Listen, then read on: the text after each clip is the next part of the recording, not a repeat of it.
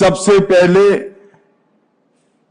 मैं आज जब भगवान सूर्य नारायण मकर राशि में संक्रांति कर गए हैं, तब मकर संक्रांति, पोंगल, लोहड़ी, माघ बिहू और उत्तरायण के मौके पर देश भर के सभी लोगों को और विशेष कर किसान भाइयों बहनों को हृदय पूर्वक की शुभकामनाएं देता हूं।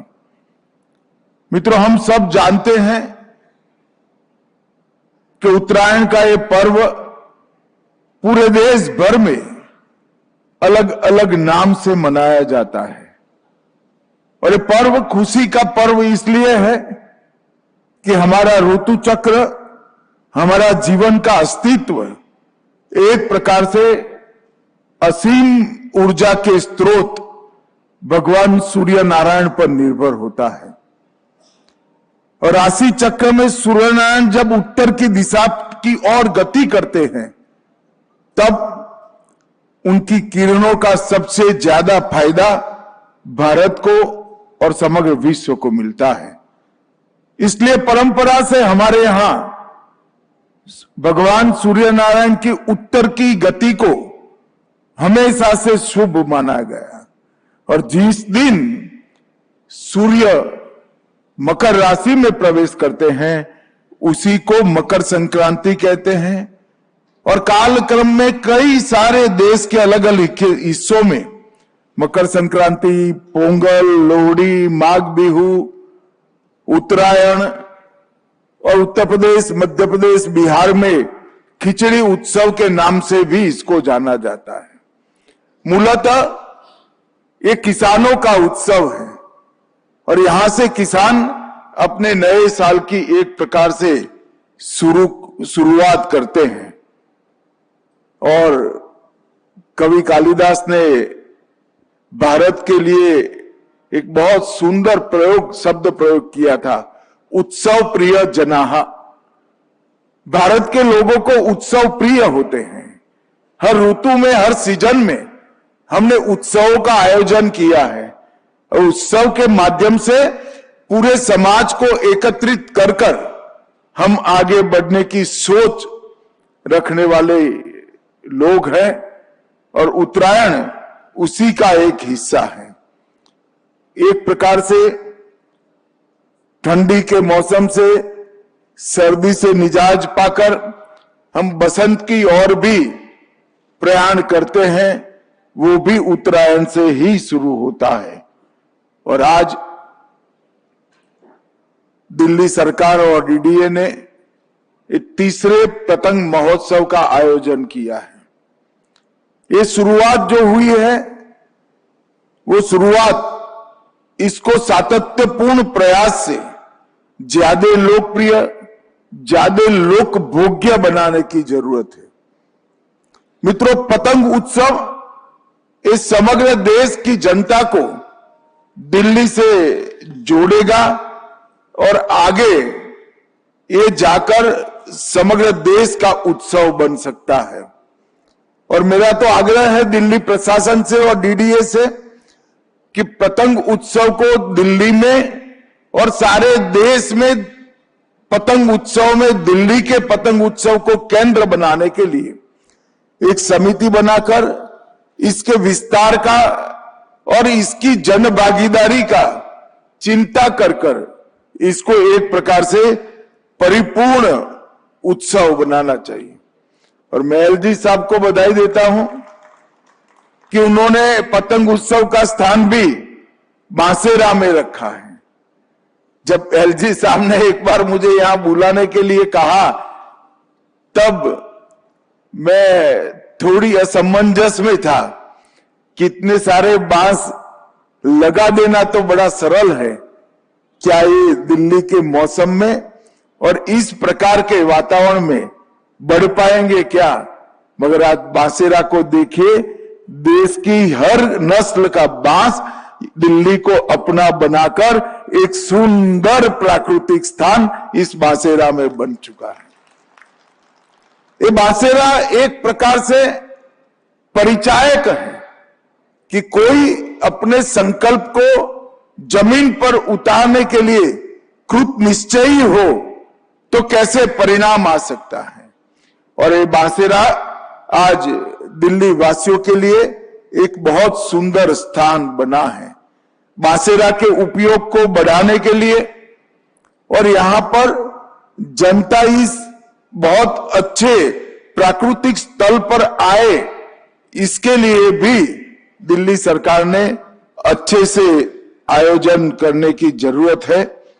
यहां थीम पेविलियन है, पतंगों का इतिहास और पतंगों का युद्धकालीन उपयोग, उसका भी एक प्रकार से प्रदर्शन किया गया है। जब साइमन कमीशन देश में आया तब साइमन कमीशन का देश में अनेक प्रकार से विरोध हुआ था। साइमन गो बैक का नारा एक प्रकार के आजादी के आंदोलन का प्रतिघोष बन गया था, परंतु साइमन कमीशन का सबसे बड़ा विरोध अगर किसी ने किया था तो देश भर में उत्तरायण के दिन साइमन गो बैक लिखकर पतंग उड़ाकर पूरा आसमान भारतीयों ने भर दिया था और अंग्रेजों को अपनी ताकत का परिचय दिया था। तो पतंग ने उस जमाने में आजादी के आंदोलन में भी एक बहुत बड़ा योगदान देने का काम करा था। और आज एलजी साहब के प्रयास से मकर संक्रांति का उत्सव एक भारत श्रेष्ठ भारत का प्रत्यक्ष उदाहरण बना है। सूर्य भगवान अपनी दिशा बदल रहे हैं, इसका स्वागत समग्र जगत में होता है।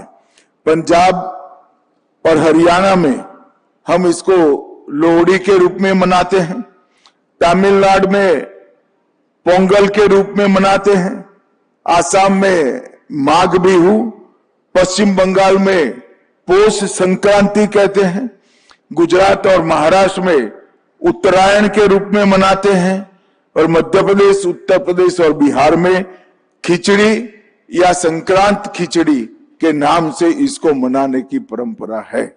ये सारे राज्यों को हमारे दिल्ली से जोड़ने का ये प्रयास है और मैं मानता हूं कि आने वाले दिनों में ये पतंग उत्सव यहां पर अपना एक स्थान बनाएगा और समग्र देश के पतंगबाजों को और अंतर्राष्ट्रीय पतंगबाजों को भी यहां आकर अपनी कलाबाजी दिखाने का काम करेगा।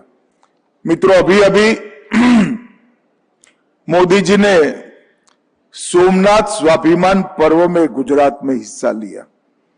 8 तारीख से 11 तारीख तक सोमनाथ स्वाभिमान पर्व मनाया गया। मोदी जी ने सोमनाथ मंदिर पर पहले हमले के 1000 साल पूरे होने पर सोमनाथ स्वाभिमान पर्व बनाया है और अब भारत सरकार और कई सारे सरकारें साथ में मिलकर देश भर में सोमनाथ स्वाभिमान वर्ष मनाने का भी हमने ऐलान किया है। ये सोमनाथ का ज्योतिर्लिंग सबसे पहला ज्योतिर्लिंग है। सोम समुद्र के किनारे प्रभु शिव का ये स्थान दुनिया के इतने लोगों की नजर में आया कि एक बार नहीं, 2 बार नहीं, 3 बार नहीं, 16 बार इसको तोड़ने का उपक्रम किया गया। तोड़ने में वो सफल हुए, मगर जितनी बार तोड़ा गया फिर से बनाया गया। और आजादी के बाद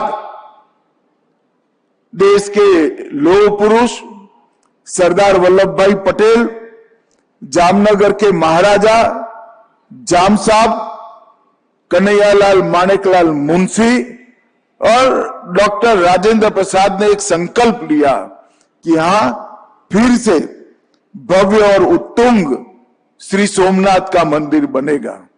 और उस स्थान पर आज भव्य और उत्तुंग सोमनाथ का मंदिर आज भी वहां पर गगनचुंबी ध्वजा के साथ विद्यमान है। ये परिचायक है कि विध्वंस करने वालों से बनाने वालों की शक्ति बहुत बड़ी है। इसको तोड़ने वाले मोहम्मद गजनी, मोहम्मद बेगड़ा, अलाउद्दीन खिलजी कहीं पर आज दुनिया के नक्शे पर नहीं दिखाई पड़ते हैं। और सोमनाथ का मंदिर पूरी दुनिया के सामने सम्मान के साथ वही जगह पर खड़ा है।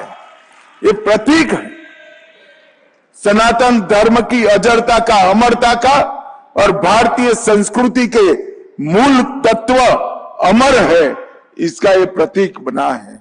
सोमनाथ स्वाभिमान पर्व और सोमनाथ स्वाभिमान वर्ष हम सब भारतीयों के लिए हमारी संस्कृति को अटल, अडिग और अमर बनाने का एक संकल्प का पुनस्मरण कराने का वर्ष है। मित्रों, आज उत्तरायण के पर्व पर एलजी साहब ने हम सभी को यहां आमंत्रित किया है। मैं आशा करता हूं कि अभी से ही, जब से ये पतंग उत्सव समाप्त हो तब से दिल्ली के सारे विधायक, सांसद, सरकार, डीडीए सभी मिलकर अगले पतंग उत्सव की तैयारी करें और अगला पतंग उत्सव ऐसा हो जिससे हमारे पतंग उत्सव का स्थान देश और दुनिया के पतंग उत्सव के अग्रिम स्थानों में सुनिश्चित हो जाए। मैं फिर से एक बार एलजी साहब का, दिल्ली सरकार का और डीडीए के इस प्रयास की भरसक प्रशंसा करता हूं और आशा करता हूं कि आने वाले दिनों में ये उत्सव, ये महोत्सव और ऊंचाइयों को प्राप्त करेगा। मेरी दिल्ली वासियों को उत्तरायण की अनेक अनेक शुभकामनाएं। वंदे मातरम।